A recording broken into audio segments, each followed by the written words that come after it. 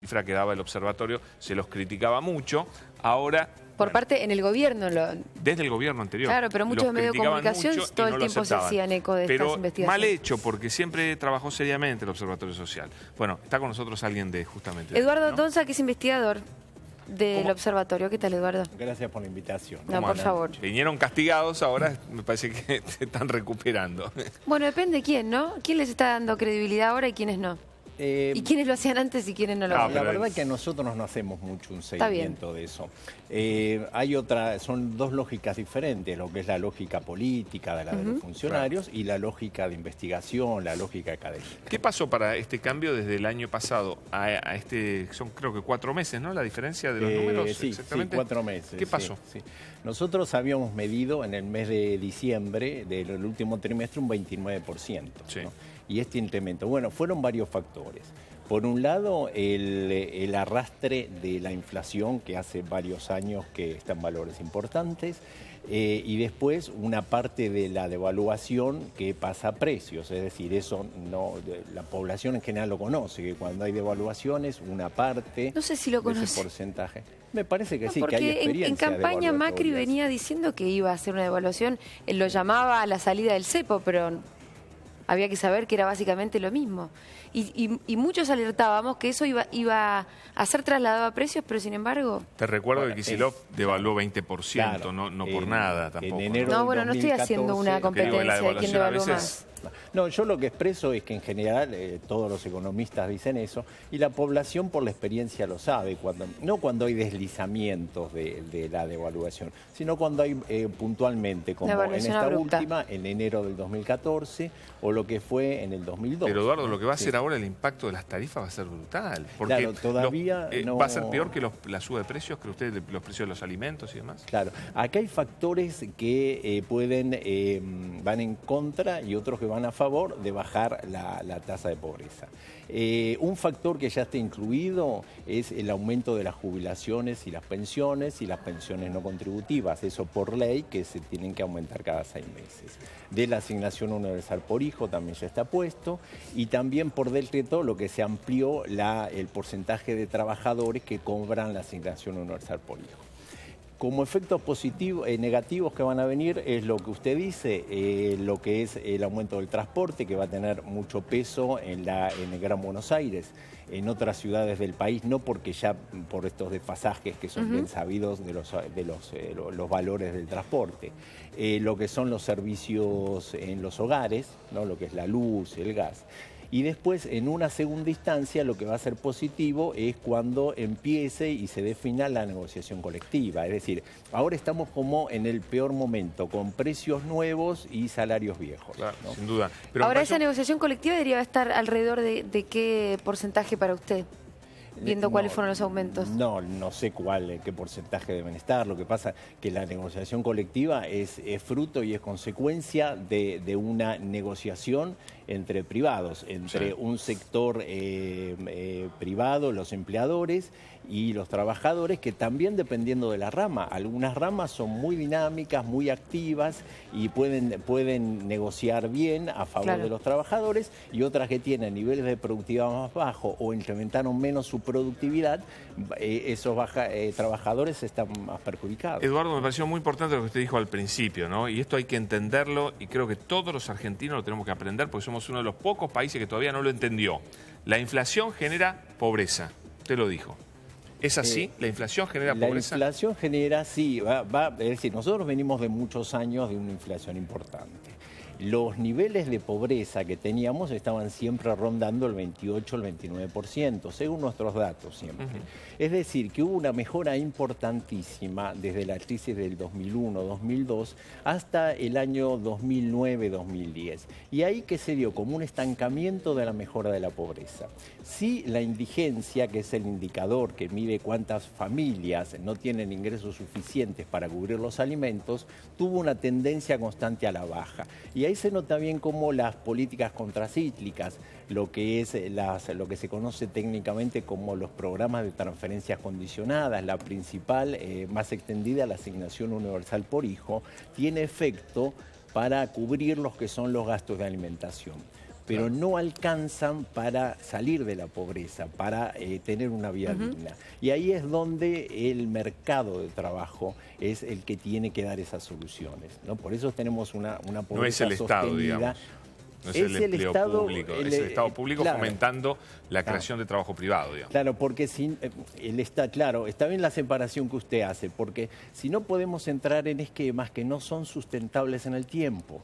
Es decir, que con los correr de los años generando un déficit que actualmente se dice que está entre el 5 o el 7% del PBI, que no es sustentable en el tiempo. Bueno, lo que pasa es que el problema es cuando se quiere resolver ese déficit y lo tiene que pagar los sectores más marginales. Claro, bueno, ahí tiene que estar, y por eso es un toque de atención estos datos, no solamente para la planificación de las políticas públicas y las políticas específicamente las económicas, también para la sociedad civil, porque es un problema estructural el de la pobreza. Entonces tienen que tener mucho en cuenta también los formadores de precios, porque acá se aumentaron los precios, todos recordamos, antes de la devaluación, durante la devaluación y después, es decir, los formadores de precios, mucha más responsabilidad social, los empresarios también, achicar todo lo que sea posible, ya que estamos en un momento que no están definidas las cosas, achicar sus ganancias, también lo que es la cadena de distribución, la intermediación, que muchas veces se queda con una parte muy importante, porque cuando analizamos las economías regionales, muchas de ellas no están bien. Es decir, cómo tiene que haber una responsabilidad a nivel general. Sí. Ahora, ¿Y ¿cómo, de los cómo gobernantes? los gobiernos ningunean el tema del problema de la pobreza, ¿no? Yo recuerdo palabras, me acuerdo la famosa frase de Aníbal Fernández diciendo que en Alemania había más pobres que en la Argentina, y uno empieza a reírse ahora y termina a reírse dentro de un mes, más o menos, ¿no? Han ninguneado, se ningunea el problema de la pobreza. Este gobierno está haciendo lo mismo ahora. Me parece que está generando más pobreza, ¿no? Bueno, Por lo menos de acuerdo a los datos que arrojan ustedes. En este momento, lo que pasa que en el futuro, ¿qué va a pasar? Falta el ajuste, lo que hablábamos recién, de las tarifas, que va a ser un efecto negativo. La incertidumbre del mercado de trabajo, que también los empresarios lo tienen que tener muy en cuenta, y el Estado, para tratar de evitar lo máximo posible los despidos y las destrucciones de fuentes de trabajo, es decir, que hacer todo lo posible para que no se pierda empleo. Claro.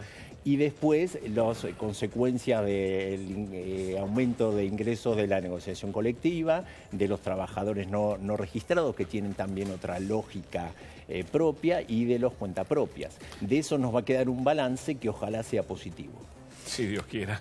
¿Cuánto tienen la canasta hoy? Más o menos, ¿se Bueno, recuerda? esto también es un problema, porque nosotros, como no hay una canasta confiable, la última canasta confiable era antes de la intervención del INDEC, en el año 2007, y lo que también la ajustamos es por diferentes índices. Como no hay un índice oficial confiable, diferentes índices privados, según en qué tramo están disponibles. Bueno, una de Y las nosotros críticas ponemos cerca de 9.000 pesos, una Sí. canasta para la familia. Cuatro personas.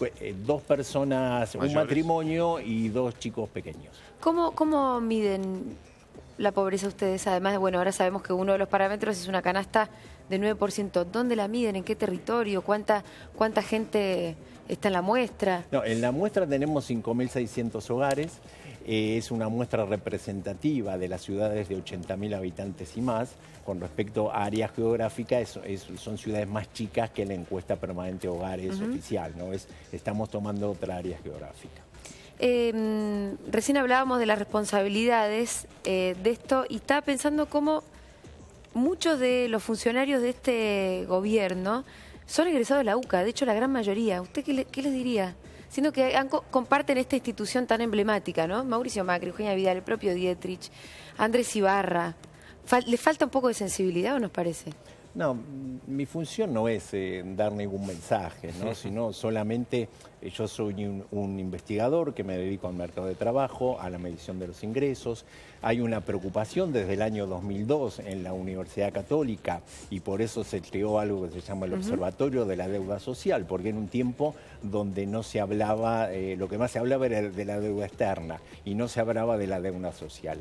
Y desde el año 2004 tenemos esta encuesta específica. y ahí monitoreamos diferentes indicadores de cómo es la situación de la sociedad, ¿no? Y esta es una forma de la medición de la pobreza, que es la más tradicional, que es la de los ingresos. ¿Cuándo hacen una nueva medición para saber cómo está evolucionando este problema? Y tenemos previsto a partir del tercer trimestre, es decir, la idea es tener datos en fines del mes de noviembre, principios del mes de diciembre. Recién a fin de año. Claro, sí. Sí. Este es el problema también que arrastra toda la falta de credibilidad desde el año 2007 del INDEC. Claro, de los datos. Y la destrucción institucional, la destrucción de los equipos técnicos y de las personas que trabajaban, ¿no? Entonces, tengamos en cuenta que esto es una encuesta privada que se hace con fondos privados, ¿no? ¿Están midiendo el empleo? También estamos midiendo el empleo. ¿Y qué están viendo ahí? ¿Se puede adelantar? El dato del empleo que yo les puedo proporcionar es del año 2014-2015. Ya en el año 2015, para el último trimestre, ya había aumentado levemente la desocupación, ya estaba por cerca del 10%. Viene muy bien su comentario sobre el empleo, porque la clave de esto, ¿cuál es? Que tenemos en Argentina un empleo precario muy extendido, ¿no? Es decir, que hay un sector formal que es dinámico, que paga buenos salarios, en las cuales los trabajadores tienen todos sus derechos, y un sector informal que está ocupando a la mitad de los trabajadores, que tiene retribuciones muy bajas, bajos niveles de productividad e inestabilidad. Esto es algo que empezó levemente en la década del 70, si uno quiere analizarlo históricamente, y se marcó mucho en la década del 90 con las políticas neoliberales, y a pesar de que mejoró mucho, estábamos en niveles de desocupación altísimos en el 2003. Recordemos que estamos hablando de estos niveles de pobreza, pero en el 2002-2003 teníamos un 52% de pobreza, ¿no? En el 2015, las mejoras son sensibles. ¿En 2015 qué índice de desocupación tienen ustedes? Nosotros tenemos un índice del 9,8. Claro, Sí. Comparado casi 10, comparado con el 6% que tenía el gobierno, ¿no? Claro. Hay una diferencia importante. Igualmente las áreas son diferentes, ¿no? De cobertura, ¿no? Y bueno, según la encuesta también tiene sus particularidades. Esos no son datos tan diferentes, los diferentes eran mucho los datos de pobreza. Yo quiero aclarar que a mí cuando hablamos de estos temas me gusta hacer referencia a los dos gobiernos, porque creo que si no vemos los errores del gobierno anterior, es difícil que podamos corregirlos para este. Lo saco a ustedes, por supuesto que no es político del tema. Está bueno ver los errores que se cometieron anteriormente, negando la inflación y negando la pobreza, para que no se le permita a este gobierno caer en ese mismo error, que fue muy grave, que fue negar la pobreza, cómo se la negó, porque si vos no sabés cuántos pobres tenés, es difícil que puedas implementar una medida inteligente y abarcativa de la lucha contra la pobreza. Igual me parece ¿no? más importante que medir, que es muy importante, estoy de acuerdo con vos, también es qué se hace al respecto. ¿Qué se hace al respecto? Por supuesto. ¿Qué políticas se toman como para amortizar la pobreza o extenderla? No, desde ya, es muy importante. Eduardo ha sido muy amable. Gracias, Eduardo. Muchas gracias por la invitación.